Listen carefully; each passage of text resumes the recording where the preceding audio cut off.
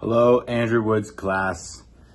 Thanks for taking the time to watch my video here and listen to the answers to my questions. And again, thank you, Andrew, for allowing us, Mr. G's and Chef Connects to partake in this great experience. So to start, business overview. What does your company do and who are your typical clients? So Chef Connects, which is the subsidiary of Mr. G's, Chef Connects is the business we're focusing on. So that is a culinary service aimed to bridge the gap between chefs and food service establishments. Specifically, we are aiming to provide temporary workers and culinary services to remote camps in BC, Canada. Next question, what markets do you currently serve? Local, national, international. Currently serving local, and we'd like to start and stay in BC and eventually branching out to northern Alberta and northern Canada. Again, focusing on remote camps. So what makes our firm stand out in the chef recruitment space? So we work with the company by helping them grow, and it's a little more than just recruiting. We help them reach their goals. We help them assess the issues, and through our experience and culinary expertise with, years in the field, we're not just coming in pointing at the problem. We are coming in to help them assess and help them reach and solve that problem together. So it's a little more hands-on, by also helping even young chefs coming out of school find placements, get them trained for specific areas, and help them find secure jobs in this tough industry these days.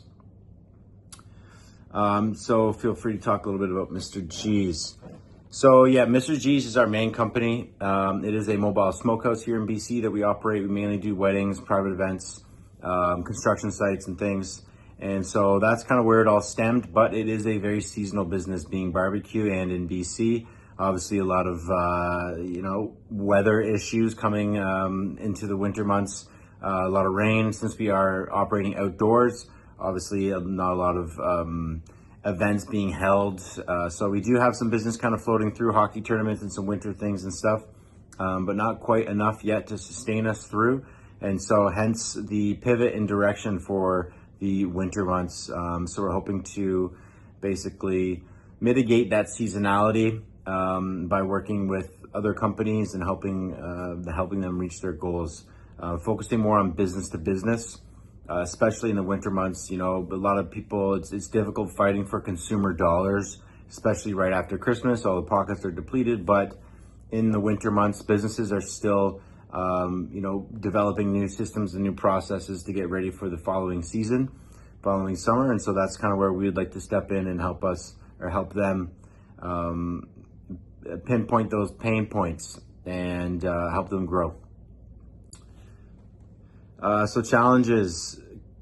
So what are the key business challenges you're facing right now? Like I just mentioned, seasonality is a big one for Mr. G's. With Chef Connects, the main challenge is getting the word out there. Right now, it is a new concept, a new idea, so a lot of people are, a little skeptical about it, and there's a lot of gatekeepers. I know for me personally, being a business owner, this service makes a lot of sense, and other business owners I speak with, especially small business, the idea makes sense. But when we're approaching restaurants and other companies, there's a lot of gatekeepers in between the people who are making the decisions.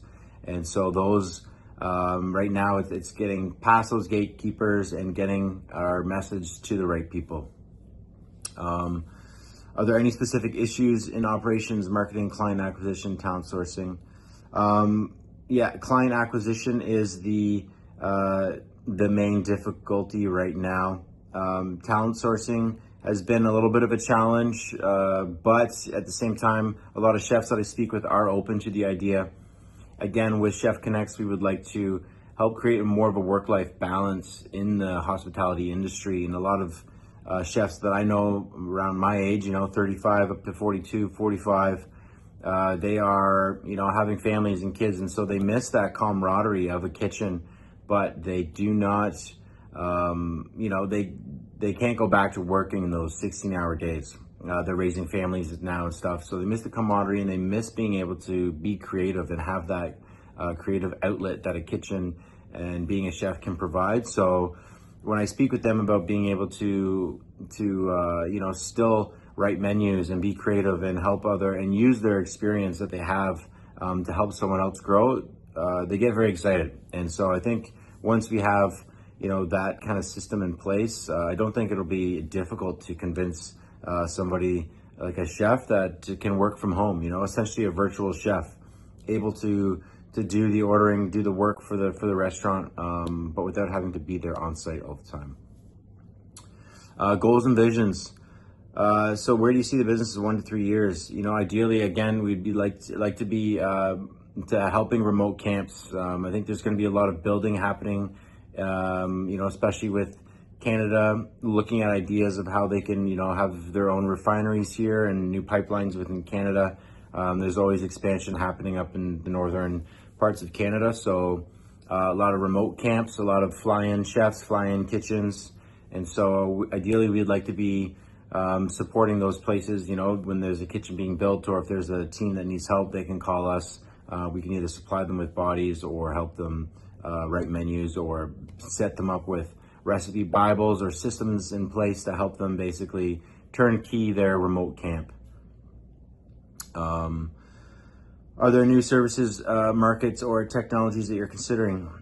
So we're working on ways to integrate AI. And again, this isn't necessarily for the business to operate off of AI, but to help the chefs use AI to be more effective and streamline their capabilities, so they can take on more clients, be more efficient. Ideally they need to be on the phone, listening to the problems, solving them, but then allowing AI to help lighten the workload so they can be more interactive and more hands-on with the client. What would success look like from your perspective? Okay, well, really just not rocking in my bed at night during the winter, wondering how I'm going to make the next payment. That'd be total success for me. That's, right now I feel the success during the summer months. It was a leap of faith. I started a business. We're doing well, we're paying bills, and, you just have to take a minute and remember and remind yourself that you are living the dream. I'm living the dream that I had 5 years ago. It's happening. So I've already experienced the success. This is what it looks like, but ideally, just being able to cover bills and have a system in place where it feels a little bit smoother. I think that would be ideal, the ideal vision of success for me. Internal operations. So how's the business structured? For us, we are still very new, so yeah, we don't have a total, I wouldn't say I don't have a very clear and concise answer for that. Right now it's kind of structured as a system set up for, we kind of approach the client, we offer them, we try and listen and see what services they need, and then we basically delegate tasks from our team to help them achieve those. So I guess you could say it's kind of like a consulting. It's structured in a little bit of a way of a consulting, but more hands-on. Apologies if that answer isn't very clear.